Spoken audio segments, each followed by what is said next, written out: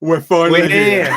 We're here. So Well sorry. done, Brendan. Sorry. Brendan's lost about a stone. Yeah. Because he's been sweating on the top line for the last 15 minutes. So, Brendan, well done. Thank you for rescuing it.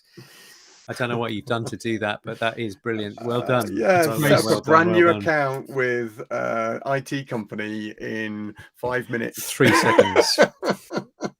Amazing work. Great. Guys, how are you? Very good.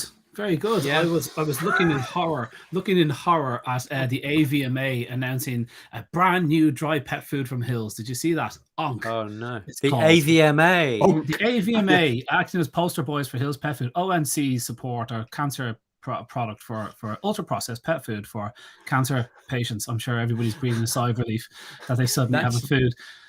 So yeah, a chemically reserved kibble for. That is very worrying because they're both together, aren't they? They used to have neoplasia diet. Yeah, they did. Yeah. Okay. In the late 90s. Okay. Well, this one's under prescription now, so it means a whole lot more. There must be lots of medicines and stuff in it.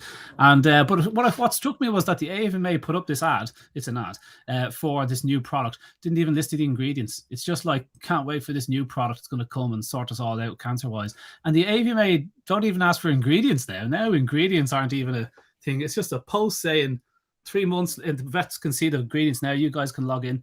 I did, but I'd have to lie and say I wasn't a vet, and I'm not like that. So I just thought, oh my God, they don't even talk about ingredients or studies or possible benefits. Really bad. Isn't it scary? I'm kind of like, this is just a pure ad for a candy company. You know, it's crazy.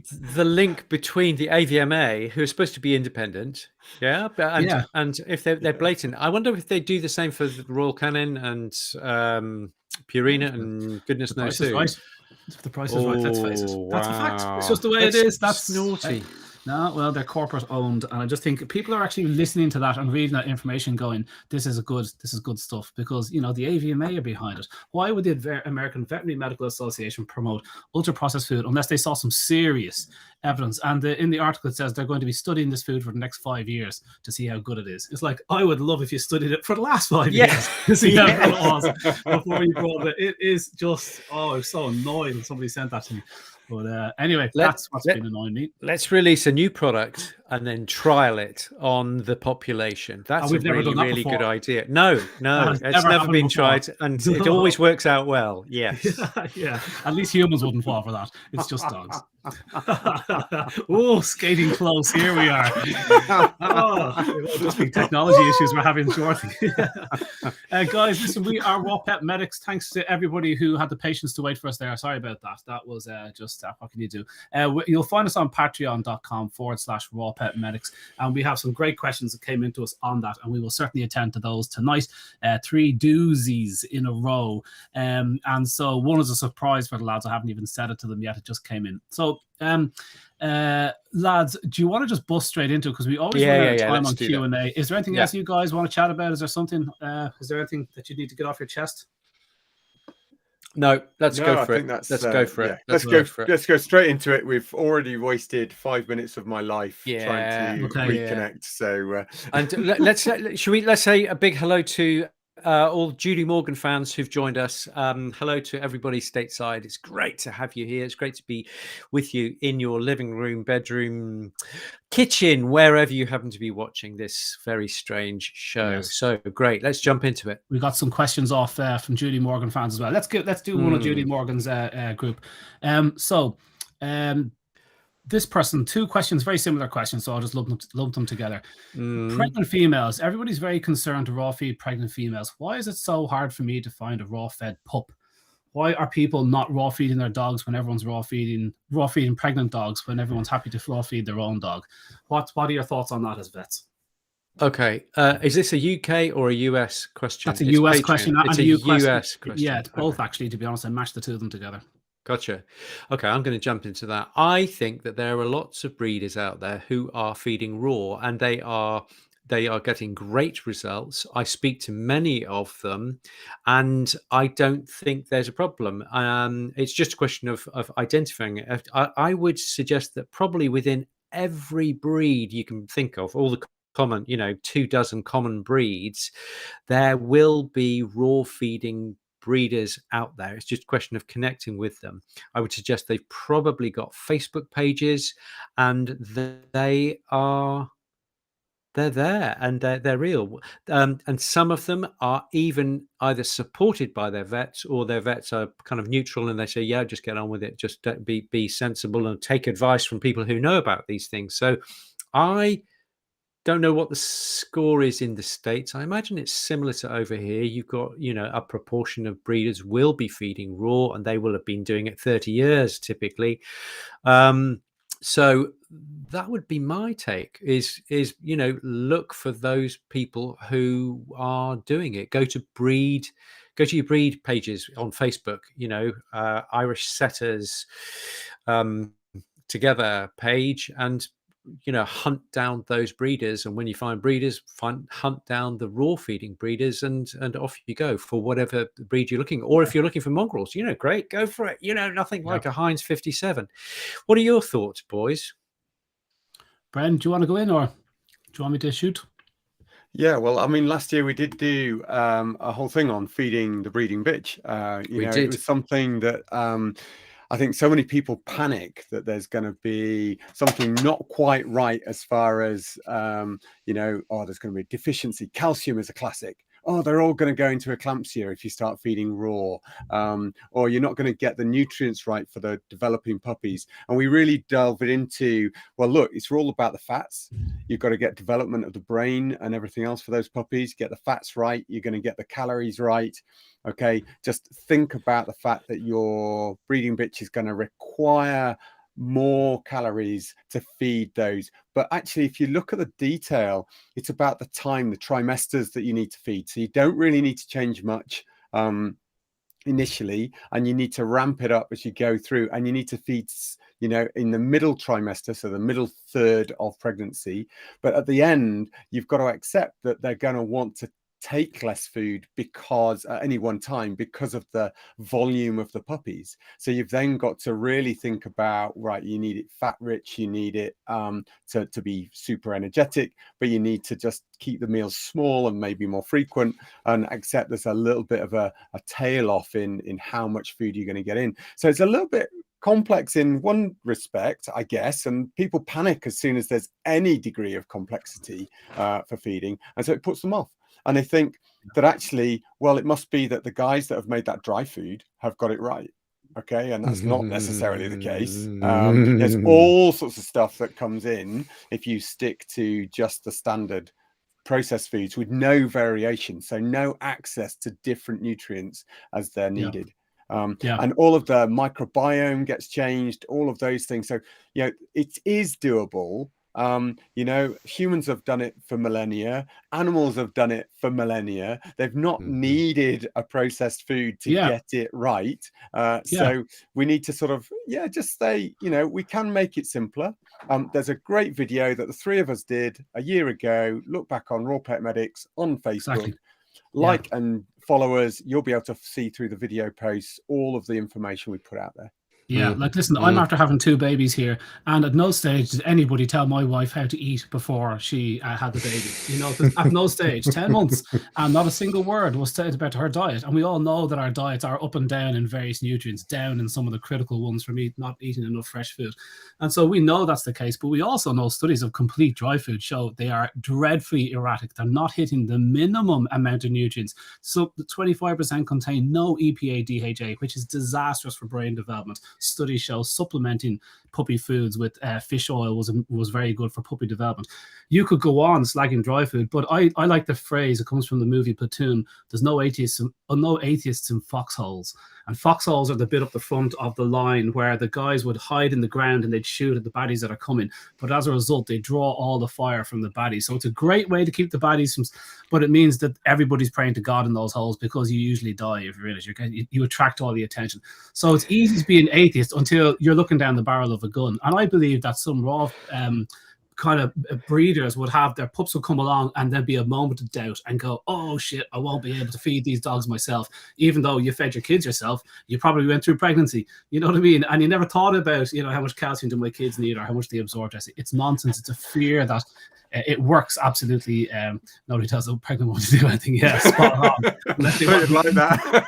Yeah, I have a second thing to say about this. Okay, Lauren Elgie, I met over in Brisbane Guide Dogs. She is one of in the world, one of the only geneticists and animal breeding specialists. She's the only one in the southern hemisphere, and she works exclusively in canine colony management. She ships sperm all over the world.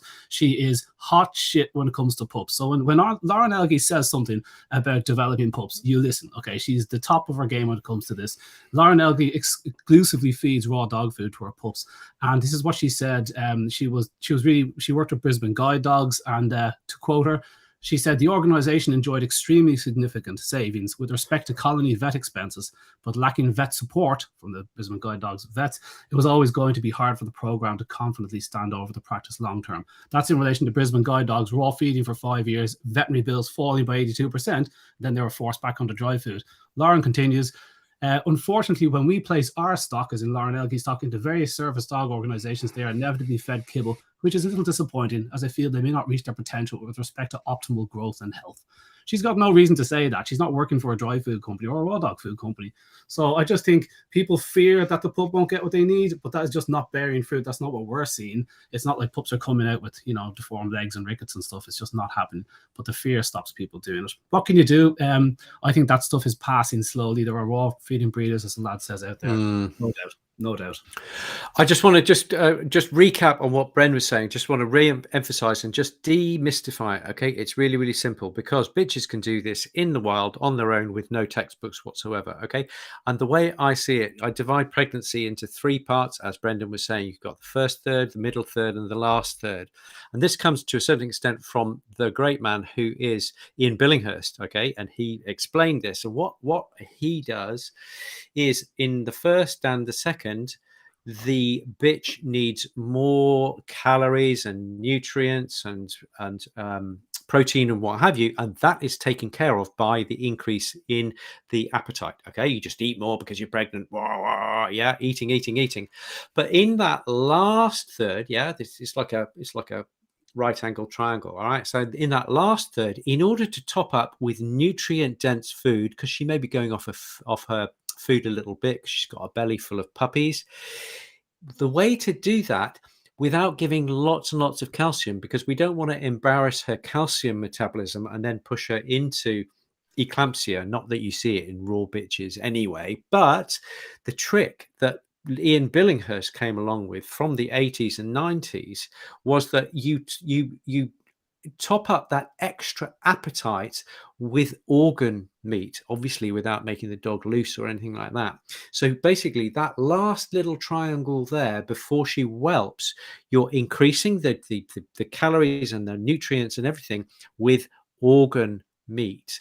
And that's the way to do it, because then you're leveling off on the calcium, but you're increasing with the amount of goodness that's going in, so that she hits whelping, she's fit, she's not fat, she's not got too much calcium in her blood, which is going to upset calcium metabolism, and off you go. And I think, and that's so simple. There you go. In 60 seconds, I've explained that. That's the basics of it. Talk to a raw feeding vet or nutritionist, and they will take you through it. It's as simple as that. I don't think it's been shown that feeding calcium, well, Bill and Ian was appropriately concerned about calcium and that kind of stuff. I haven't yet seen studies of dogs eating too much natural calcium and there being eclampsia or structural issues. What it could be related to is the calcium supplementation, just like phosphate versus phosphorus. I mean, is it possible that a dog would consume too much aside constipation? I mean, and result in structural issues? I've never seen anything like that in any literature. Have you? I tell you what, I've seen eclampsia in one raw fed bitch, but she was a tiny little spaniel and she had about 8 or 9 enormous puppies, because she was raw fed and she was doing them so well. And towards the end, they were about 6-7 weeks, and she had low blood calcium because she was pumping out so much milk for these pups. But my thought is that she would have become she would have had eclampsia. Eclampsic? Is that a word? Yeah. She would have become eclampsic.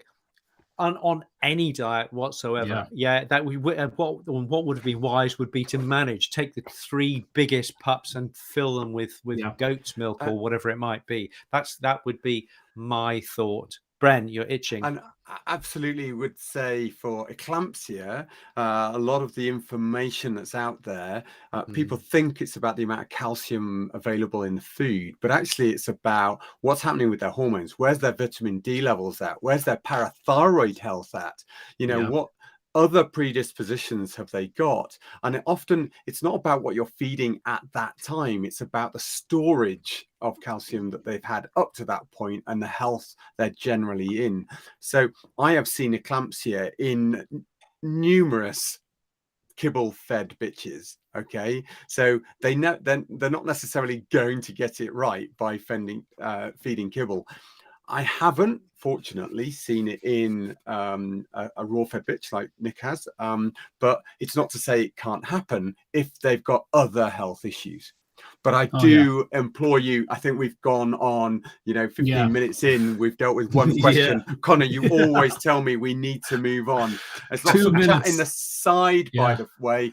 Sorry, guys. Look, the Ukrainian stuff is going on because we've had to sign up to an account very, very quickly. Sorry, it's a distraction. We're not being super political or anything like that, but it is there. But I do apologize if it's distracting you. As far as there's lots of questions coming up live tonight, there's such a great community with us, and you will see lots of great answers to your live questions. So do keep looking down the strip of comments, because you might find answers to your questions that you're asking live. Let's burn through a few questions. Stuff. Go on, Connor, I'm waiting. Will I hit you with another one? Yes. Okay. Here's another one. Let's just hit Patreon again and then do a Judy Morgan one. Did you know, this is a doozy now, guys, I'm going to throw you in hot water. I was reluctant to read it out. Did you know that neutered males live longer? Says who? Says 2.5 studies.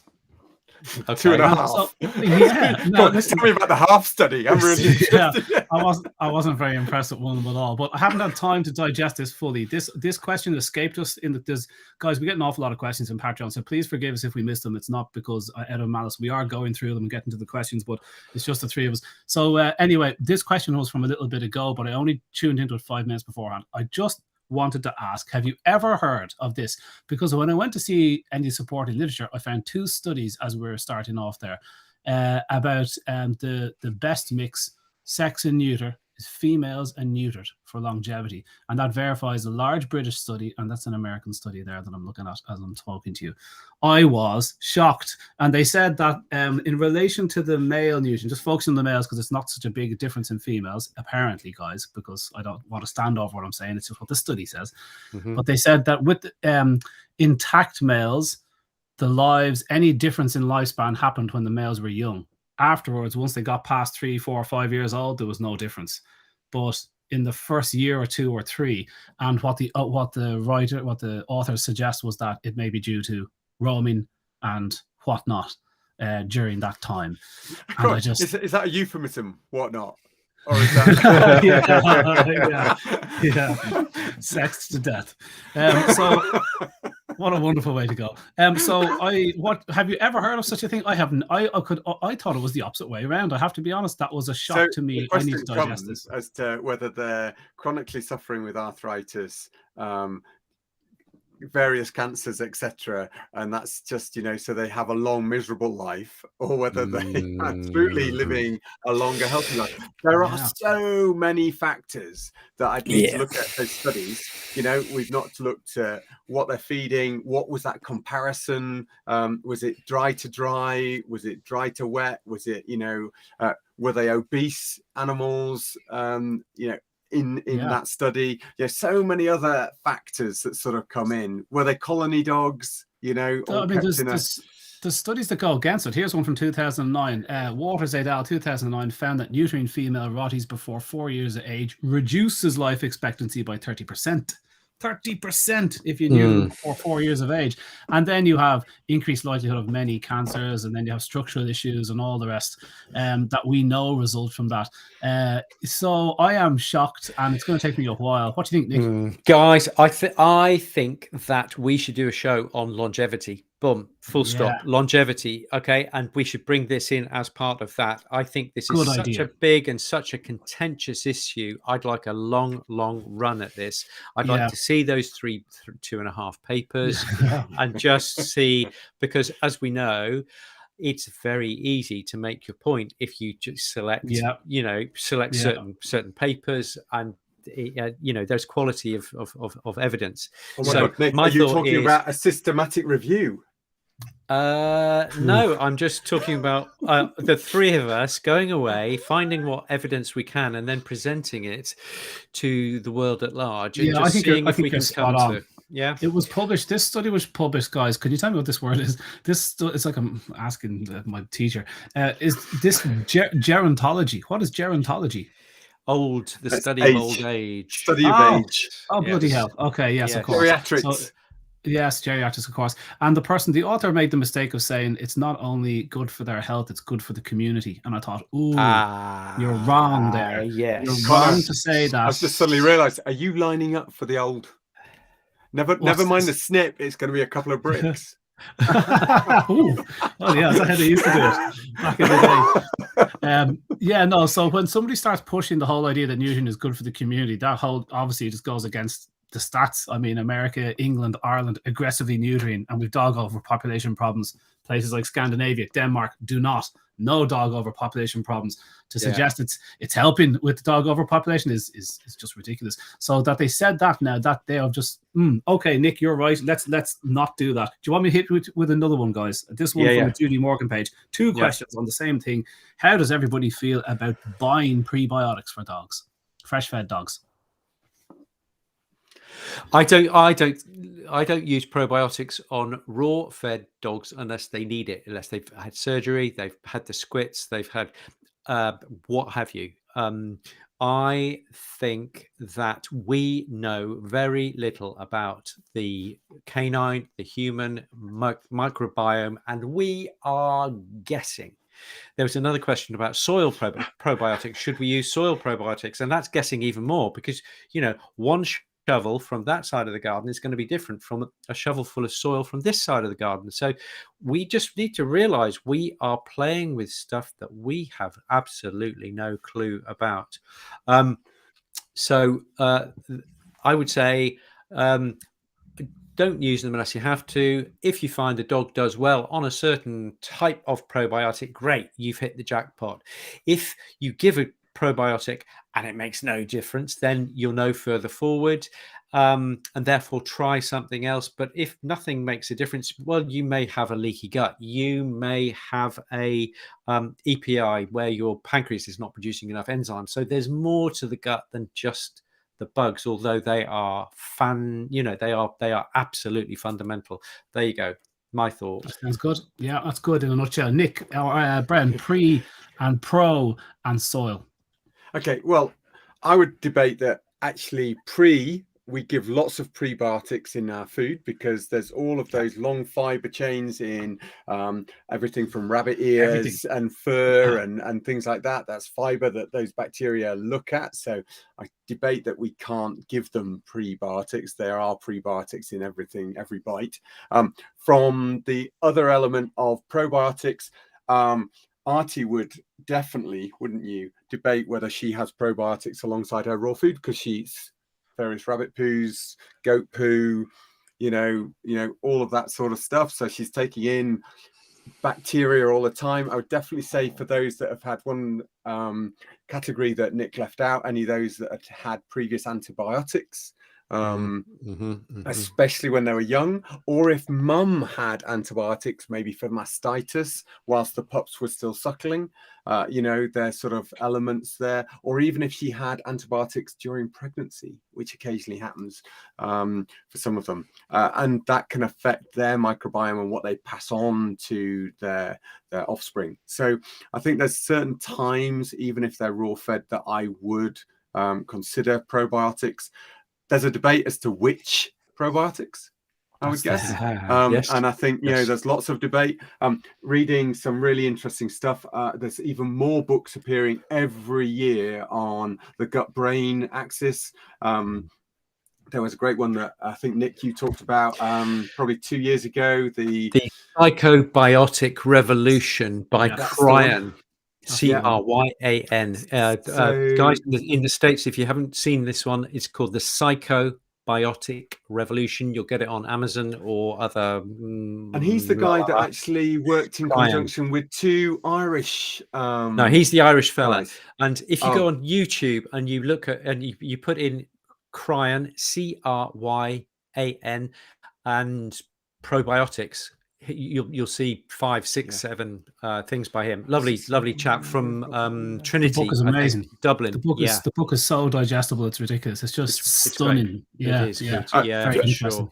So there's another one that's the gut brain that is the just out last year. Interestingly, says virtually the same stuff, and just looking at the level of disease and the effects on gut microbes, the level of stress, so just mental stress, and then in reverse as well, stuff that's actually been around for over 100 years, believe it or not. But I do get frustrated. Some of these books say it's new, it's all out. We just discovered this in this millennia. And you think, hold on, there's actually an article in 1911 at I think it was a psychiatrist's conference on the effects of gut bacteria on mental health. So, this is not stuff that we've just suddenly discovered this year. Anyway, is the one that you're talking about Emmeran Meyer? Yeah, is that him? Okay. It's the broccoli brain. Isn't that the one that the front cover of that book is the one of a broccoli and it's a brain? Is that not it? No. Oh, okay. No, I thought that was it. I saw thoughts here on pre-pro and soil-based probiotics. I think just like what Bren said about prebiotics, I think prebiotics, for just a quick summary, prebiotics is bacteria food. Probiotics is the little critters themselves, be they bacteria or yeast or virus or whatever. You've got a whole host of weird protozoan, all sorts of stuff going on in your guts. It's all kind of, things working together. But prebiotics is the food they eat. And so when you feed a varied raw diet, you are feeding a cacophony of prebiotics. It's just an absolute cacophony. The milk, breast milk is a prebiotic for certain bacteria in infants. So just the protein from the milk is a prebiotic. Everything is a prebiotic to a bacterial community that is looking to eat it. So, I haven't seen that one. Good. Okay, cool. Marin Maya, yeah. So, nice so yes, that's the prebiotic thing. I don't think adding prebiotics to a healthy dog, no way. You already are. But I do think that there's an argument for adding them to gut sick dogs. As a probiotics piece I just read there recently, they said there's over 300 probiotic species in your guts, and you're going to supplement with which? And I thought, that's a great question. It's like you're going to add in a probiotic with 5 or 6 or 7 or 8 bacterial groups. How do you know which one you need? It's like throwing grass seed on a grassed garden. And it's like, this is tricky. So it's very convoluted. And when you talk to probiotic specialists at the top of their game, they are saying broad spectrum probiotics, they're not using them. Okay, perhaps if you're gut sick, there's a reason to use them. I still think they might help because they have identified some species that when you take them when you're gut sick, they can help. They get in there, they release compounds and they can help. But definitely not for healthy animals. So I think just like the guy said, specific occasions, why not? I don't think there's any harm at the moment that we have heard of, but there's no long-term studies of health yet either. So we are kind of shooting in the dark, as Nick said. So that's the hesitancy, because the more somebody like Nick reads, the more they go, I don't know. And then with soil-based probiotics, people always think, did you know, the less you know, the more certain you are. Isn't it a fact? It's like online. Everyone, the loudest person knows the least, because the people that know the most go, I just don't know. But nobody wants to listen to those. They want certainty, yes or no. But the last one is soil-based probiotics. I think soil-based probiotics, they're from the soil, guys, so they don't live in your guts. And they're very cool at the moment. And people are taking them like it's a probiotic for somebody. But soil-based probiotics don't kind of live in your guts, okay? But what we're exploiting them for is their yeasts, and they hate bacteria. And this is how we discovered antibiotics. These two groups of beings hate each other, and yeast release these compounds to keep bacteria away from eating them. So we eat these yeasts, especially these like S. boulardii, loads of studies on it, really interesting. And while they're in there and they can exist in you for a couple of days, they release compounds, and that studies show kill nasty bacteria groups. We don't know if they kill good bacteria or how many, but it looks like so far quite targeted at baddies. So this is fantastic for humans because it's like a natural, I think, antibiotic. And so if you've got a terribly gut sick dog, a soil-based probiotic can be wonderfully effective. That's not reseeding your garden. A probiotic piece that I just read said that's what prebiotics do. So soil-based probiotics can come in and kill a baddie. This is what the way I have it in my head at the moment. And then taking prebiotics via a varied diet that doesn't have loads of chemical preservative in it, like kibble, then you will just farm the right bacteria. Throwing probiotics in is a bit of a hit and miss thing. That's where I am on all this. And the very final point. Canine probiotics, human probiotics, almost virtually the same. Dogs clearly have a different gut flora than ours, but they're different in the anaerobic bacterial groups, which means bacteria that don't like oxygen, can't tolerate oxygen. So you can't make probiotics for them in a little factory with oxygen. So they end up eating the same probiotics as us. I know some companies are tailoring them. There's some good companies out there. That's a quality book. That's the one I love. Yeah. But anyway, it's actually that's by three authors. So it's actually Anderson Cryan is the author. Yeah. Cryan and Dinan are the two Irish professors. The researchers. Yeah. Anderson just makes it look readable. Yeah, you're right. Okay, boys. Here I've got a question for you. Right, if you put a prebiotic, so inulin or slippery elm or whatever it might be, into the gut, how do you know that you're only feeding the good guys? Because the bad guys, they're going to be hungry. How do you know that you're not feeding the bad guys, and therefore you're raising the bar on both? And pound to a penny, they're going to differentially eat the probiotic that you have just. I hate to unmake your day, but this is something that I've been thinking for a while. You know, well, that's really interesting that you're not feeding the bad guys.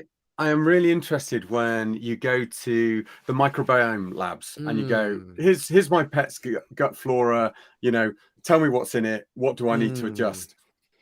And the number of times I've had totally different animals with totally different issues, and yet the advice for what they want to give you, which happens to be the things that they can send out, are exactly the same. Okay. And there'll be different things, like there'll be increasing blueberry powder in the food. There'll be, you know, other sort of various things that are from plant makeups. There'll be sometimes mushroom mixes. There'll be sometimes inulin, you know, in various amounts. And I think it's that tweaking, isn't it, of that environment that they're trying to establish in there that gives you great certain bacteria that are going to be better. But I think they've tried to oversimplify it, and I think there's a lot more complexity than we know. And I think you had a great conversation with a human person that works with skin microbiome. Is that right? Who was just saying, "Oh, do you know what? Just chuck in. It's all the same stuff. Just give them. It's about numbers." Yeah. Just give them loads. Kathy Brown in Manchester, professor, and she goes, she's a skin specialist. Give me some tips on gut probiotics. And she goes, I don't know anything about gut probiotics. It's like, what? You're the probiotic queen. And she goes, I just do skin. I said, but surely you've heard something. And she goes, there's no difference in dog and human probiotics. And I was like, what? I'm the dog specialist. I'll tell you, there is canine probiotics. And of course, she goes, call up your favorite. And I called up that. And she just called it BioCult, which is a very popular product over here for humans. And she goes, there you go. Exactly the same, but there's more on this one. I'd recommend that one. And it's like, oh, okay. So it's enormously complex. It's there's a lot of money to be made because it's very cool, but we don't know. And I like to stick with what the lads recommend, which is if you're looking for probiotics, get it from your food. Nice, fresh food that hasn't been chemically adulterated, a bit of fermented veg if you want to get groovy, because they wouldn't be eating the intestines of the animals where there's fermented matter. And so why not get bits and pieces from that? And I am slowly coming around to that way of thinking, actually, as it happens. Studies show you get benefits from eating yogurt, behavioral benefits from eating just yogurt. And you can imagine how much of that life is lost to the good acids. So there has to be truth to it. But I think the specialists are working with single species now, like one single species, almost like a pill. This will help with a behavioral thing. This will help with something else. So guys, we're going on 2 questions in, half an hour done. So you guys coming over from America, I do apologize. You'll get used to us one day. And for some of you saying, slow down with the books, we're just going through them too much.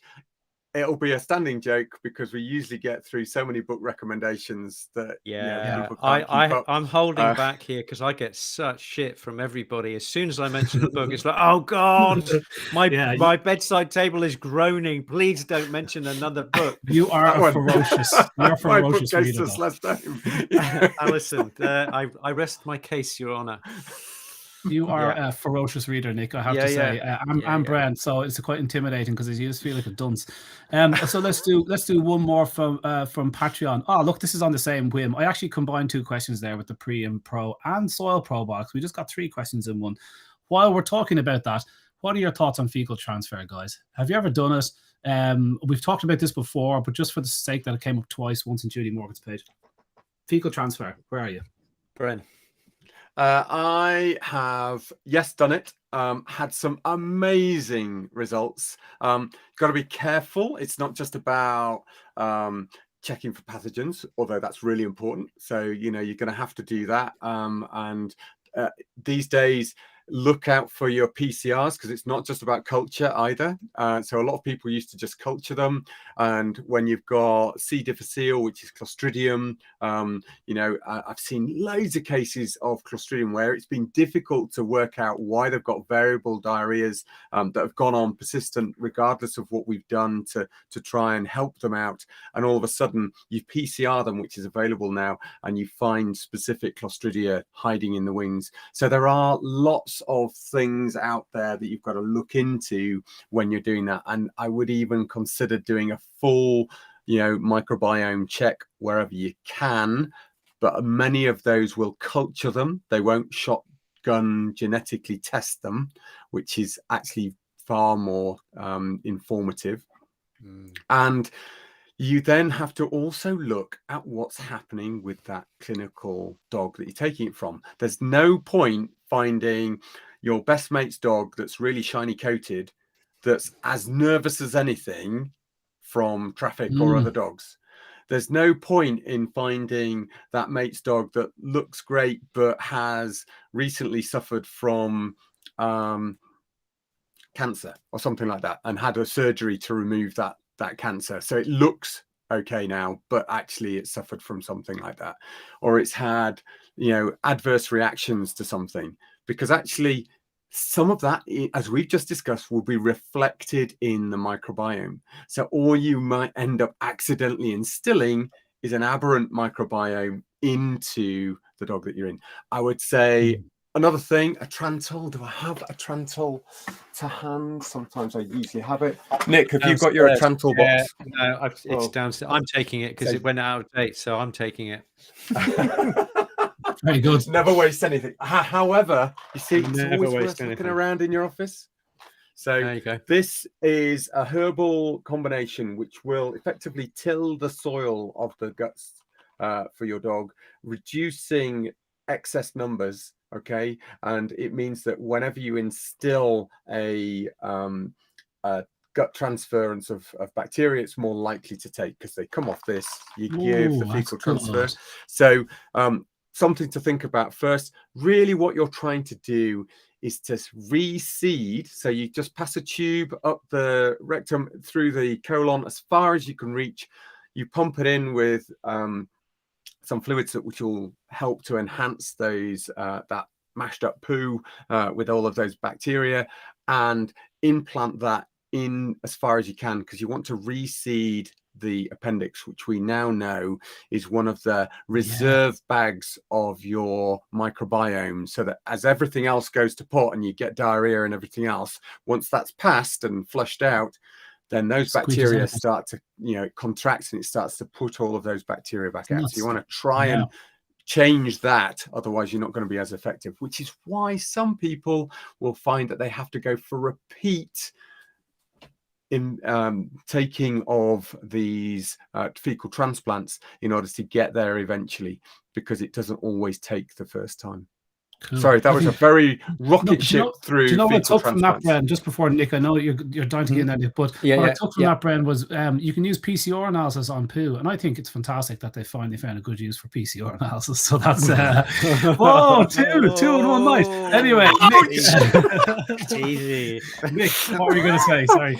I was going to say, Michelle and Karen have rightly said, Dr. Margot Roman, she is doing some amazing, she seems to be the leader in the field. Dr. Margot Roman, check her out. Karen Becker has interviewed her a couple of times. She's on YouTube, Dr. Margot Roman, and it looks like Brendan is going to give us some goodness Another here. book. Yeah. So this was actually a human doctor Chutkan. that really talked about, the length of time it took, I think, for a daughter as well to be helped with fecal transplants, etc. So it's always worth having a little read of what's happening in the human sphere, especially around functional medicine. Don't just stick to your normal medics and stuff. There's a lot of stuff that's going on. Yep. There's a question there on the poo pills. What about them being taken orally? Yes, you can. Do you know what they're called when you take them orally? Crapsules. Crapsules. Yeah. Sorry, Nick. Yeah. Yes. Yeah. He's just so predictable. I know. We've cracked that one before. I've tried it a few times on the fecal transfer on I've heard of a few people that have them. I can see one person commenting in the comments whose dog is a very difficult case, I have to say, very, very tricky.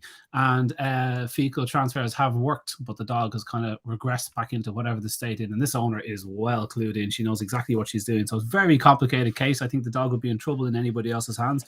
But so I would say that it seems to work sometimes and not work for others. But I suppose that's the case for lots of things, because you're just not quite sure what you're dealing with, what's reefing that good flora out of position. I mean, it can work for a while and then it doesn't work anymore. Is that fair to say? It's not going to work for everybody, but it's worth a shot. I think it depends where you start from with all these things, because some people's gut, I say people, I mean dogs, some people's guts are in absolute misery, and therefore I think a fecal transplant is going to really, really help. These are the human beings. They've had 24 antibiotics over the last 24 months, and they've got Clostridium overgrowth, and that they've got Proteus, and they are on death's door. Literally, there are no antibiotics to kill all the bad guys, and they're just being overrun. And they have a fecal transplant, and within weeks they're up and out. They're in great shape. So it can be really transformative. Yeah, not just for gut issues. Oh, for everything. Skin, behavior. I've had great results with that.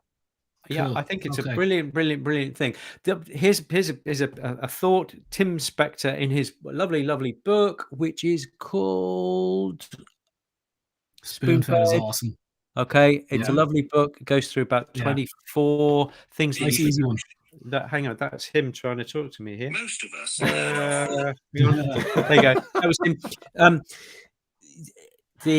What he says, that, and this will blow your mind, everybody, Fiona, you especially.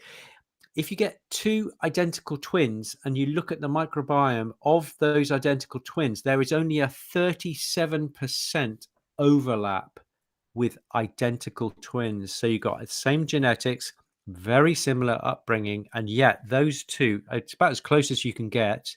They're going to be 37% similar. So if you get Scruffy down the road and your dog, Simba, is that poo sample going to work?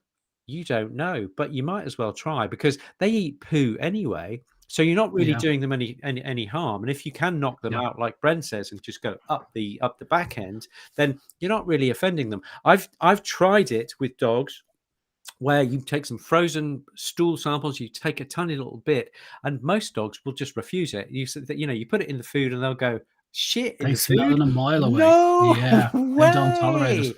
And these are dogs, who would otherwise go out and eat cat poo. That's it. So where's the and logic by the way, in that? So many people wonder, but actually, when you use what we call a lamb feeding tube, so it's a reasonably stiff plastic, but very supple. You can, put a lubricant on it. They will stand there. It's no worse than having their temperature taken, and you do them totally conscious. So you don't need you don't to knock them out. Oh, no, that's don't need to genius. knock Well them done. out. Okay, Brilliant. so you know Brilliant. it is Brilliant. doable. You just need to Wow. make sure you get the mix right. Secret recipe. Some Maybe nice I'll music. put that on Patreon. Or Coca-Cola. And then you some just nice music. Buy him dinner. yeah. If that floats your boat, mate, you go for it. Anyway. Oh dear, the Americans are going to leave in droves, guys. So oh, guys, dear. so we are really running it close because they are getting super nervous because they've got something on Judy Morgan's page at 9, okay, which 9. is in literally 10 minutes. We've got that question from Judy Morgan's page. What is it? Let's do that, and then we'll go to a bit on the side. So any of you on Patreon will catch the rest. Yeah. Okay. Yeah. Actually, I was just going to say one more. Have we got one more second to say another Tim Spector thing? This was great because he hates ultra processed food. Spector, he's just brilliant, and he says here they want you to focus on calories and calories in, calories out. They want you to focus on calories and nutrients and labels, so you don't look at your expanding waistline. They don't want you to look at ingredients, like talk about pet food analogy. It's perfect. They want you to look at it's just energy and nutrients, and that's all that's needed. And he said, for example. He says they will tell you that 100 grams of whole almonds is the same calorie density as 100 grams of almond flour. And he goes, but they're not. If you eat 100 grams of whole almonds, you'll only get 70% of the energy out of it. So while you'll be satiated for longer because it's harder work, and you'll get less calories out of it. It's more work for the guts. You don't break it all down. You poo more of it out. But the flour is ultra processed. And so you whoop straight into blood sugar. And I thought that is genius. This is one of the advantages of eating whole foods. And this is just, there's many more. But Spector puts it in very simple terms. His books are fantastic. And Karen just, The Diary of a CEO, good podcast, and Spector is on that talking for 2.5 hours. Every word is so obvious, and it's like, but this is a guy that's years at it. Shall we dash on to Patreon and do? Let's do that. Well, what was the? You had one question, did you have from I've Judy's? Got many page? Questions here. I've got many questions. Judy, just one from Judy's, just to finish them off before we leave. Leave those guys. You can pick up 2. Here's one. More and more people are using spices in real food. Okay, I'm not quite sure the definition of spices, but they gave us 3. Advice on adding spices to raw dog food, and they gave us four to choose from, such as ginger, garlic, turmeric, and I can't read my writing. I think I just wrote spices again.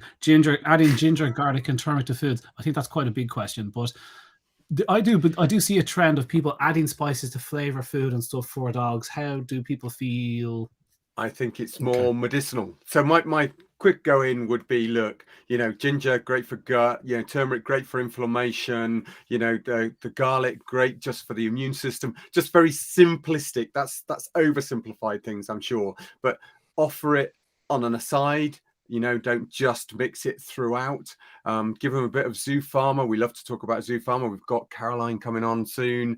So let's talk about that a bit more with her. But I would definitely say, look, lots of people are doing it. I hate it where people think that one of those herbs is the next do it all for every condition ever. Okay, because that's just drives me nuts when people say, well, you should just add this because it cures everything. No, you should. Different animals will need a little bit of difference, and offering it, I think, is advantageous. Mixing everything in every meal, I think, is wrong, and that's partly why I fall out a bit with Vermex sometimes. I think if they're mixing it in every single time with a meal, is that right? And I prefer their option to offer it when they need it. I get that some of those gut health things are brilliant in Vermex, but I can't get my head around giving it even if they don't have worms. We give it 3 days a month. We just give a bit of liquid 3 days a month, and that's it. So we're really good. My take on the spices thing for ginger and so there's herbs and there's spices. Spices are kind of more aromatic and they tend to be powdered. I would say just generally, I would say don't give a spice that your dog doesn't like, even if it's going to be really, really good for them. If your dog doesn't like turmeric, you don't give turmeric. There are lots of other things which will cover those bases. And variety is key. Don't just say, oh, my dog really likes a little bit of ginger, I'm going to give it for the rest of your life, especially in summer because it's very heating. So variety with everything in raw food. Variety is the spice of life will be my closing contribution. Nice and Go on. So Tracy Smith was asking, is anybody going to the Healthy Dog Expo in New York? I was due to speak at that. I was one of the speakers, but I just had to pull out because, Why? and here's a third mention of the elephant in the room, because I'm not vaccinated for COVID. So I couldn't go. And then they asked me, and I had to refuse because I'm not vaccinated. Oh, bloody hell. So there you go. And I was dying to go. Anyway, what can you do? Look, however, we are talking the end of February. Oh, yes. We have. We need to start giving our dates out. I don't even know what date that is. It's the 25th, 26th of February. 25th. Yeah, 25th of February. Yeah, that's going to be good. That's for DTC, Dog Training College, isn't it? So check out Dog Training College. Go and join them. They're a great bunch. Yeah, absolutely. My thing about spices, guys, you can add all the turmeric you want onto food. First of all, the dog's not going to want to eat it that way. And second of all, it's not going to be bioactive to the body. Turmeric's not something that you absorb and get great benefits from. You need to kind of present it in a certain way, usually cooked up with a little something. It needs a little activator, for want of a better word. Sorry, I'm butchering this to all the people that understand these things. But people make golden turmeric paste for a reason, because you cook it up with a bit of black pepper. We've covered this a number of times, but a lot of spices don't work that way. And yes, I would definitely take a healthy dose from zoopharmacology. A lot of animals don't want those things on their food. So put it on the side. They'll choose. A little bit of garlic is great now and again if you want, absolutely, but it's in the medicinal kind of category. So you just don't take medicines all the time any more than you take probiotics when you're healthy. If your dog had worms, does garlic even work to clear them? We're not sure, but we hope that it works as an anti-helminthic, as a preventative. So there's times to use them. There's times to use them on and off, as the lad said. But the idea of putting them into foods and into raw dog foods as the window dressing to get you to buy them, I'm not quite sure that's the way it works. Tim Spector does say to use spices in your life as much as you can, to add in those bits and pieces, because they're all prebiotics. You're feeding different bacterial colonies. 30 different plants a week, he said. And plants include different spices, herbs, vegetables, fruit. He says 30 different items a week, and it keeps your biome nice and varied, because we get stuck into the same 5 or 10 things in the fridge, don't we? So there is a place for spices, I'm sure, and for dogs, but it's a dark art for us. We don't know what they want. They've got lots less taste buds than we have. So that helps me poo, but I still don't think they want chili flakes. You know what I mean? It's just not the right thing. Well, guys, we love you all. They're amazing. about to pull the plug in America. So go. Love you. If you want to join us a bit more, join us on Patreon /RawPetMedics. You'll catch a little bit more on the side. Otherwise, next week, we're back on Tuesday. So look out for the live. Can you remember what it is? Is that our interview? We always should. No, I think that's the 4th. One day we'll be very good at We never have it ready. Anyway, we'll brilliant. Gwen, thank you for tolerating us. Sorry we've given all of the guys there a little bit of squeaky time. I'm not going to say anything else. And thanks, Judy. We'll see